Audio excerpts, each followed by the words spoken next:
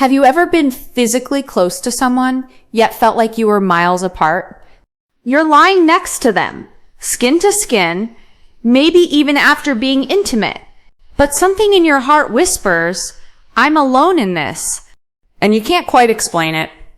The conversation feels shallow. The eye contact is fleeting. There's no emotional weight in their words, and when you reach out for more, it's like they subtly flinch or pull back. If that's ever been your experience, beautiful soul, you may have found yourself entangled with a dismissive avoidant. Now, let's talk about the piece no one really breaks down. Sex with a dismissive avoidant is not what it seems on the surface. Yes, they can be passionate. Yes, the chemistry can be magnetic. But underneath the surface of those electric moments, there's a hidden web of psychological triggers, deep-rooted fears, and subconscious escape routes that shape how they show up or disappear in intimacy. I want to walk you through something raw and real today, 7 shocking sex patterns of a dismissive avoidant and the emotional triggers that activate them. Because what I know, after coaching hundreds of high-achieving, gorgeous, emotionally rich women like you, is this. When you don't understand these patterns, you make it about you. You start to think, was I too much? Did I do something wrong? Why did he seem connected one moment and cold the next? But once you begin to see the emotional blueprint behind this kind of behavior, you stop blaming yourself. You stop overgiving. You stop chasing breadcrumbs. And you start reclaiming your power as a woman who knows her worth, even in the most intimate spaces. So today, we're pulling back the curtain. I'm not here to demonize the dismissive avoidant man, but I am here to help you recognize what's really happening behind closed doors, so you can choose connection that feels safe, soulful, and emotionally reciprocal. Let's go deeper, love. You deserve to feel met in every way. Let me tell you a story, one I've seen play out over and over again with my clients. Sarah was a driven, magnetic woman, CFO of a startup. She had the wardrobe, the wit, and the warm, open heart to match. When she met James, he was charming, self-assured, and just emotionally elusive enough to make her lean in. The sexual chemistry? Fireworks. He told her he'd never felt this kind of connection before, and when they finally became intimate, she thought, this is it, that sacred merging she'd been craving. But the very next day, something shifted. His texts slowed, his energy felt cool, and when she asked how he was feeling, he said, nothing's wrong, you're overthinking. Sound familiar? This is one of the most shocking patterns of a dismissive avoidant. They engage in intimacy and then emotionally disappear. Why? Because for the dismissive avoidant, sex can be both a high and a threat.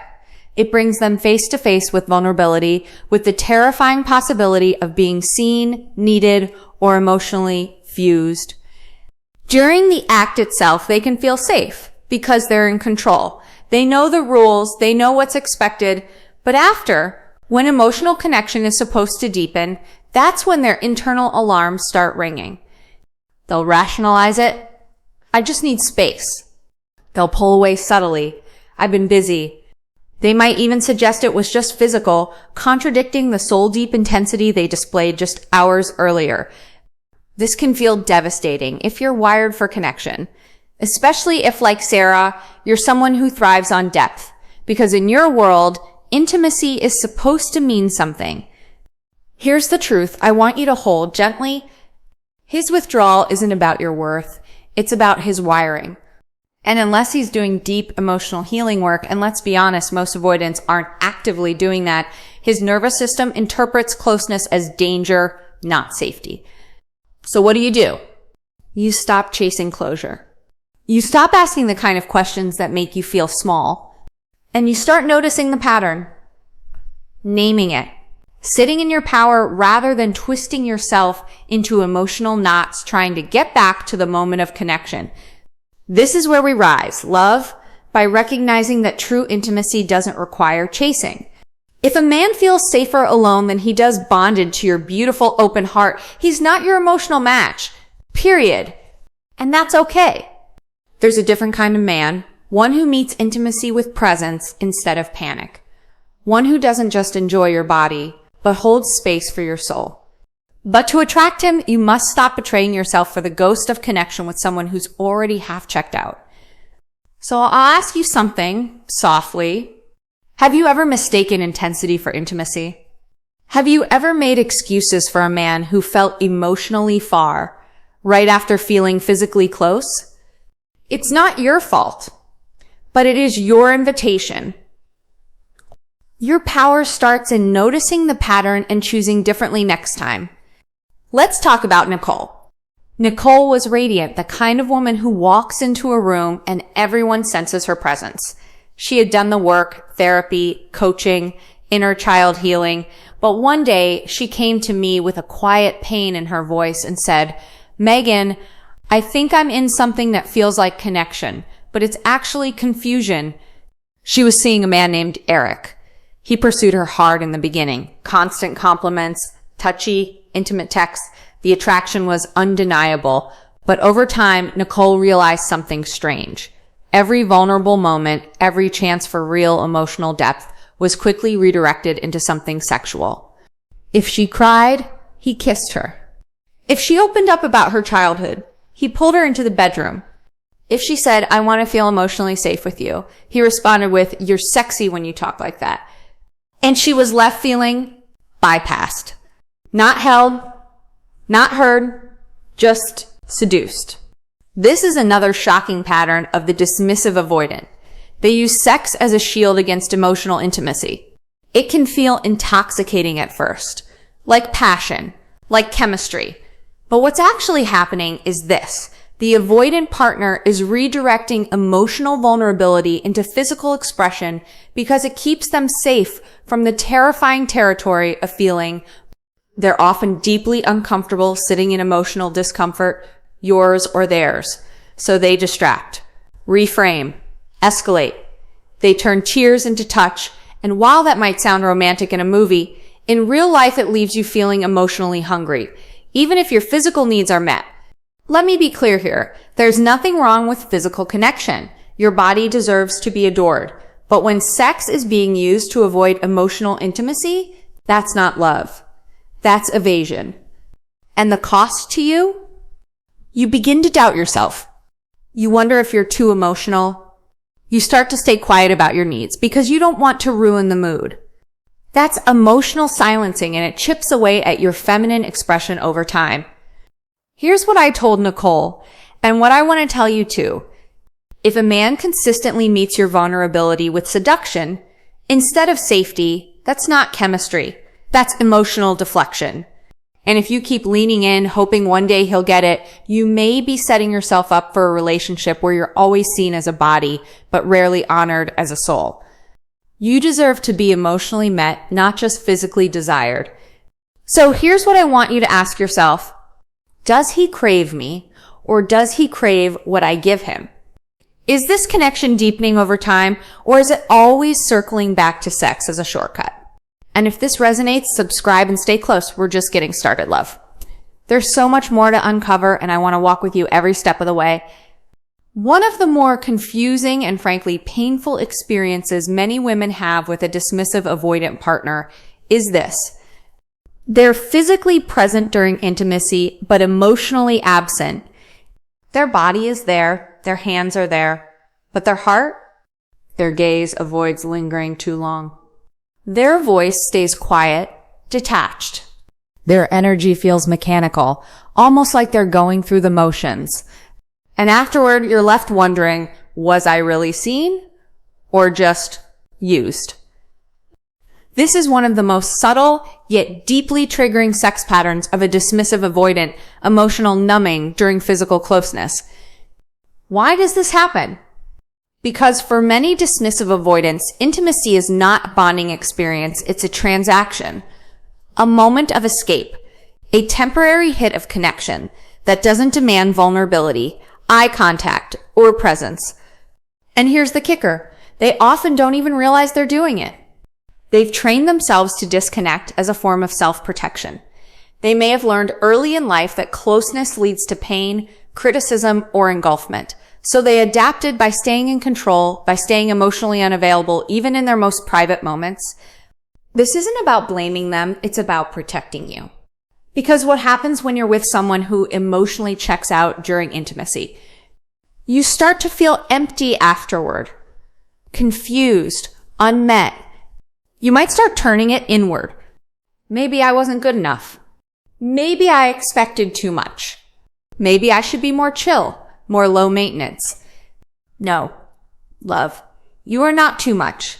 You are simply trying to get connection from someone whose emotional door is half closed, even when their body says yes.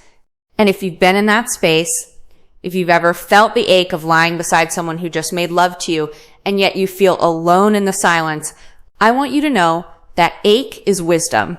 That ache is your truth knocking. It's telling you this isn't what your soul came here for. You're not here to be tolerated.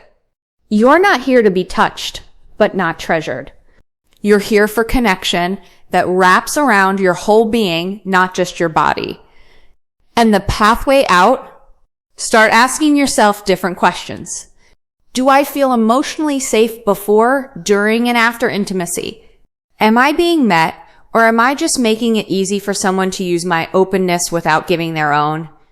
You have every right to desire intimacy that's mutual, where eye contact lingers, where emotions are welcome, where presence is part of the experience. And when you start holding that standard unapologetically, the avoidant either rises or retreats. And either way, you win, because your job isn't to pull someone into connection. It's to choose someone who's already emotionally available to meet you there. This is one of the most emotionally destabilizing patterns, and yet one of the most common. A dismissive avoidant partner suddenly becomes intensely affectionate. Their desire spikes. They initiate sex more frequently. They may even say things that hint at deeper feelings. You feel hopeful, connected, finally seen. And then they pull back completely. Texts slow down. Calls stop. The warmth vanishes without explanation. You're left spinning, questioning what you did wrong. Here's the hard truth, love. This kind of surge and retreat cycle isn't random. It's a protective pattern, and understanding the emotional mechanics behind it will help you reclaim your power. Dismissive avoidants often suppress their attachment needs, but those needs don't disappear. They get buried. And occasionally something triggers them, a moment of loneliness, a fear of losing you, or even a random rush of hormonal vulnerability. And when that happens, they reach for connection. Fast, intense, physical. But once that need is satisfied, their defenses kick back in. Closeness begins to feel threatening again. Their autonomy feels endangered. And so just as quickly they retreat. To you it feels like whiplash, but to them it feels like survival. This is where I want you to get crystal clear. Do not confuse his desire with emotional availability. His sudden sexual intensity may feel validating, even addicting, but if it's not followed by consistent emotional connection, it's not love. It's a cycle. And the cost of staying in that cycle is high, because it teaches you to chase the high, to crave the spike, to stay in a relationship built on temporary relief instead of emotional security. This is how women lose years, waiting for the next wave of intensity to feel loved again. So here's your shift. When he leans in suddenly, check the pattern. Ask, does this desire come with consistency, or is this a moment of emotional panic? Is he engaging because he wants to build with me, or because he's trying to soothe himself temporarily? And most importantly, how do I feel afterward? You'll know the truth by how grounded or anxious you feel the next day. Emotionally safe sex creates calm. Triggered, avoidant sex creates craving. You're not here to be part of someone's pendulum swing. You're here to be chosen slowly, consistently, fully. And if this resonates, share this video with another high-achieving woman who needs to hear it, because too many brilliant, powerful women are shrinking themselves to stay inside these patterns, and it's time we rose together. Let's go deeper now. Another shocking and subtle sex pattern of a dismissive avoidant is this. They perform during intimacy rather than connect. It might look impressive from the outside. They may be skillful, attentive to your physical pleasure, even generous in bed. But something always feels off. Something's missing. And that something is emotional intimacy. Because while the body is present, the heart is guarded. The experience feels scripted, like they're following a playbook rather than allowing real vulnerable connection to emerge. There's no emotional surrender, no attunement to your inner world, just a sense of going through the motions to do it right. And here's where it gets even more confusing. They might actually seem very into pleasing you, and that can feel flattering. But if you tune into your body and your heart, you'll notice something. You still feel alone afterward. Why? Because dismissive avoidants often use performance as protection. They believe that if they can deliver a good experience, if they can keep things physical, exciting, even skillful, they can avoid the deeper emotional territory altogether. It keeps the focus on your body instead of your being, on reaction instead of real relationship, on technique instead of tenderness. And when you try to shift the energy, maybe slowing down, asking for eye contact, expressing feelings during or after, they often freeze, deflect, or even joke to lighten the mood. It's not because they don't like you. It's because emotional intimacy feels exposing, vulnerable, unsafe. But here's the danger for you. If you're not conscious of this pattern, you may start to settle for performance. You may convince yourself, at least he's trying. You may stay in something that's technically pleasurable, but emotionally unfulfilling. And that's the slow erosion of your feminine radiance. Because you're not here to be impressed. You're here to be felt. You're not here to be won over by performance. You're here to be met in your deepest softness, power, and emotion. So here's your practice. Start naming the difference within yourself. Ask, do I feel emotionally nourished during our intimacy? Do I feel connected or just satisfied physically? Am I being loved or am I being performed for? When you honor that distinction, you raise your standards without needing to control or chase. You simply sit in the truth of what real connection feels like and you stop settling for its imitation. And love, let me tell you, the man who is emotionally available, he doesn't need to perform. He doesn't need to prove. He's present. He's attuned. He feels you. And when you experience that kind of union, body, heart, and soul, you'll never again question whether you're asking for too much, because you'll know that what you were asking for was simply real. This one is the most disorienting of all, because it happens right after you think everything is finally falling into place. You share an intimate night. The walls come down. You open your heart, your body, your soul. For a moment, it feels like the connection you've always wanted. Safe, deep, real. And then he disappears. Emotionally, energetically, physically. The text the next day is short. The warmth is gone. You feel him slipping and you have no idea why. This is one of the most painful sex-related triggers for dismissive avoidance, true intimacy. Yes, the very thing you crave and that he sometimes seems to crave too can actually trigger his deepest fears because real closeness stirs up old attachment wounds. It activates a subconscious terror of engulfment, of losing autonomy, of being emotionally consumed. So after a moment of deep intimacy, his system reacts. He pulls back not because he didn't enjoy it, but because he did. And that enjoyment felt dangerous. This is where so many high-achieving, emotionally available women get trapped in self-blame. You wonder, did I say too much? Did I come on too strong? Was I too vulnerable? No, you were real. And the wrong man will always feel threatened by that. Avoidants tend to feel safest in relationships where the emotional temperature stays low, where things are functional, not deep, where connection is managed, not surrendered to. But feminine energy thrives in depth, in emotional aliveness, in connection that grows stronger, not shakier. After sex? So when your feminine essence naturally draws the relationship deeper and he pulls away, it's not a sign to shrink or silence yourself. It's a signal, a clear mirror showing you where he is emotionally. This is why it's so important to observe the after. Not just how he is during the date or during intimacy, but in the afterglow. Does he lean in with consistency or retreat with confusion? Does he build on the connection or try to reset it like nothing happened? Because what you do next determines everything. When you chase him, over-explain, or try to get back to the closeness, you reinforce the avoidance cycle. You signal that you're willing to do the emotional labor for him. But when you stay grounded in your worth, when you notice the pullback and don't personalize it, you stay in your feminine power. You don't need to punish or play games. You simply anchor in your standard. I don't just want physical intimacy. I want a connection that expands after the closeness, not contracts. You're allowed to want the kind of intimacy that leads to more trust, not more confusion.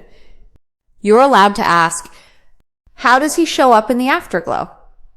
Do I feel emotionally held after I open myself? Is this building something or resetting something? And if you're not feeling met, let that be information, not an invitation to prove your worth. Because your softness is not the problem. Your openness is not too much. Your desire for connection is healthy. And when you stop collapsing into self-doubt after his pullback, you rise into a woman who's no longer here to convince, she's here to receive. You've just walked through 7 of the most disorienting, soul-stirring sex patterns that women experience when they connect with a dismissive avoidant partner. And if you saw yourself, if you felt a lump in your throat, a knot in your belly, or a quiet knowing rising up inside you, I want you to hear this loud and clear. You are not broken. You are not needy. You are not asking for too much. You are simply awakening to the truth that your body and your heart have been whispering all along. This is not what real intimacy feels like. Because sex without emotional presence, touch without tenderness, passion without follow-through, it leaves you emptier than being alone. And that's the thing, isn't it? These patterns aren't just about him. They're mirrors showing you where you might be settling, where your nervous system has been trained to mistake chaos for chemistry, where your heart, so ready for connection, has clung to crumbs just to feel close. But that stops here, because once you see the pattern, you can't unsee it. And once you feel the ache of disconnection after intimacy, you start to realize this isn't love. It's a loop. And you, my love, were born for more. You were made for connection that doesn't disappear in the morning, for a relationship where your softness is safe, where eye contact lingers, where emotional presence flows naturally, not only when fear jolts it awake. You were made to be met in the places where you've been left before. And it starts with you, with slowing down enough to feel your truth, with no longer overriding your intuition just to stay in something that almost feels like love, with choosing a standard of intimacy that leaves you full, not fractured. So I want to ask you something deeply real. What are you accepting in your sex life that is beneath your true emotional desires? And more importantly, are you ready to stop performing, stop chasing, stop managing the emotional labor, and start receiving the love you actually desire? Because that shift, that's where your power lives. It lives in your ability to witness a man's avoidance without making it mean you are unworthy. It lives in the way you hold your standard without punishing, just calmly, firmly, sweetly choosing you. And if that's where you are, if you're done shrinking yourself to stay in someone's arms, this is your space. Subscribe, stay close. We're walking this path together, one moment of self-worth at a time. And before you go, I want to know in the comments, which of these patterns have you experienced and how did it affect your sense of emotional safety? Let's talk about it. Let's bring it into the light. Let's stop shaming ourselves and start sharing, so no woman stays stuck in silence thinking this is just her. Because the more we name it, the more we heal it. And love, you're not just healing for you. You're healing for every woman who comes after you. Let's rise together.